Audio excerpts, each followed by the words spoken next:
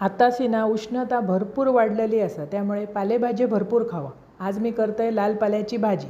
लाल पाल्याची भाजी आणलं, स्वच्छ धुतलंय, बारीक चिरून घेतलं। एक कढई घेतलं, त्याच्यात घातलंय तेल, फोडणीत ठेचून लसूण, बारीक चिरून कांदा आणि उभी चिरून मिरची, व्यवस्थित सगळा परतून हळद घातलं, ती मस्त परतून घ्यायची। नंतर चिरलेली भाजी घालायची। उष्णता वाढल्या कारणांना थंड खायचा वाटता, जास्तीत जास्त भाज्यो खायच्यो। उष्णतेत खूप जास्त गरम खाता कामा नये, त्रास होता उन्हाळ्याचो। आणि यंदा तर प्रचंड म्हणजे प्रचंड उन्हाळो जाल्लो असा, त्यामुळे आंबे पण आता बाजारात येऊक लागलेत। मिळाले तर ते पण आणून खावा।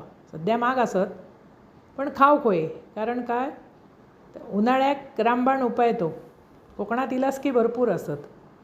व्यवस्थित भाजी परतून घेतलं, त्याच्यात घातलंय मग मीठ, मस्त ढवळायची आणि परत ती झाकण ठेवून शिजवून घ्यायची। नंतर भरपूरसा त्याच्यात नारळाचा खोबरा घालायचा, अप्रतिम चव लागतं। चपाती भाकरे बरोबर ना लाल पाल्याची भाजी एकदम भारी। ह्याच्यावर भात पण जेवचो, इतकी ती सुंदर।